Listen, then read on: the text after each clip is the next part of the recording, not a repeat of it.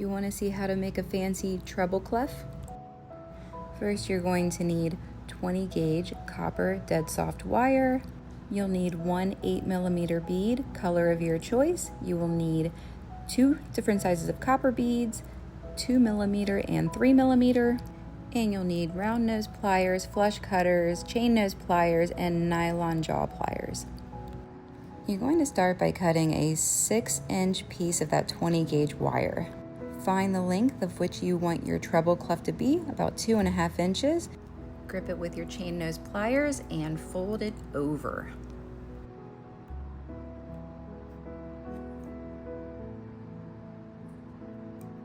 You'll want to make sure that you have a perfect right angle, 90 degrees. Now you'll start adding your copper beads, first with a 2mm bead. You're going to want to put this on the shorter side of the bend, the one that I said would be the length of the treble clef. So you have one 2mm bead, one 3mm bead,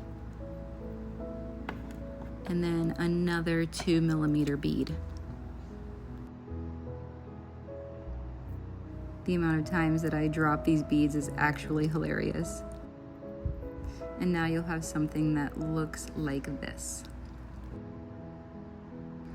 These beads are sitting at the top of the treble clef. So you're going to turn it around, secure the beads with your fingers, and then very gently start to bend that wire kind of into a half circle, keeping it smooth, trying not to get any kinks in it, and getting it ready to cross over the other side of the wire.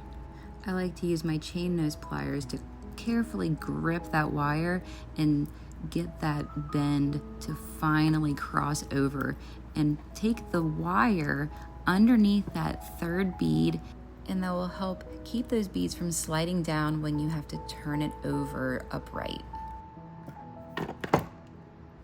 And keep working it with your fingers, trying to keep everything as smooth as possible, trying to smooth out any kinks or bends that are not supposed to be there. I feel like my top loop is looking just a little bit too wide, so I'll take my chain nose pliers and start to work it closer to the base wire. And whatever adjustments you need to make, keep checking to make sure that that wire is going under that third bead and that it's still securing it in place. Now use your fingers to grip where those beads are and start working that same wire back around in the other position. This is going to be the bottom loop. Now you're not going to cross it over just yet. You're going to grab a 2mm bead and slide it on there. And then next you're going to get a 3mm bead and let that one fall into place. And now we're ready for our big bead. Grab one of those 8mm beads and slide that one down next. And every time you have to turn it over, just remember that those beads are not being held by anything and they will slide down. And as you can see, it is starting to take on the form of a treble clef. And it's also important to keep pressing that back wire underneath that third bead so that it maintains a separate place from the rest of the beads. And gently start to work that wire back around underneath the big bead and try to make a very round, kind of a pot belly on the left side. And just like always, use your fingers to keep reworking those wires to get them smooth and as proportionate as possible. Now I'm going to bring his little friend in, the one that I've already made earlier, and just check on the size and make sure that they match up, because this is going to be a set of earrings.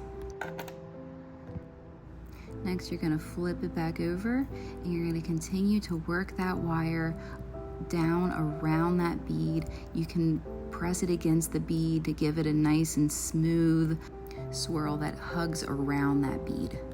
Keep working your swirl around, and you're going to make this swirl go to the lower right side of that bead. Get it all the way around the bead once, and then take it around for a second swirl. I'm gonna pick up my other copy again and compare the two. They're looking pretty even in size and symmetry. And just like always, keep reworking and keep bending and pinching however much you need until your piece is looking nice and neat.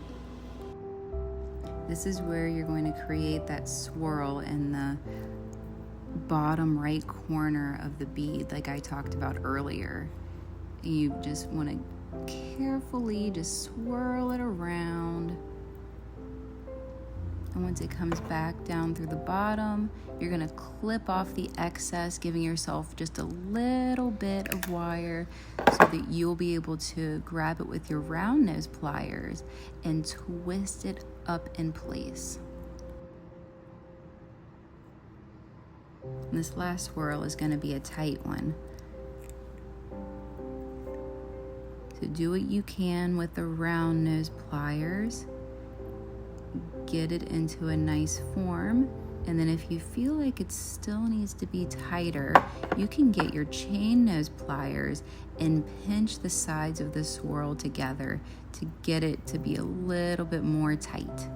And as you're doing this, it's very important to not swirl it off the bead. If you feel it slipping off the bead and going to the front, just take your fingers or your pliers and pull it back down to the bottom, because you want to keep this wrapped around tight. And we're making some progress on this last little swirl, getting it to be as tight as we want and getting it to be in place down at the bottom right side of the bead. Grabbing those chain nose pliers once more to keep pinching it together.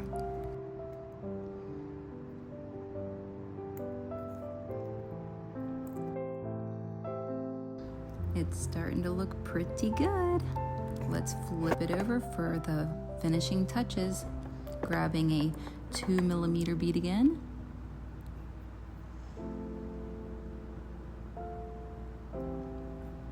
Let that one slide right down. All of this wire is excess, so we're gonna get our flush cutters and snip off. Give yourself about a ½ inch to make sure that you have enough to create that final swirl on the bottom. Get your round nose pliers again, grip the bottom wire and turn it in a clockwise motion. I'll have to get the chain nose pliers again to get this swirl as tight as I want it. And keep pinching the sides together. Bring it in as tight as you can get, and then you can grab the bottom and you can just twist it around for one final rotation that's going to go all the way up to the bottom of the bead. Now you have your treble clef. Inspect both sides, look at it from every angle, make sure it's everything that you want it to be. And then for me, I'm going to just attach this earring hook right to it, secure the hook with my chain nose pliers, and it is ready to wear. Thank you for watching.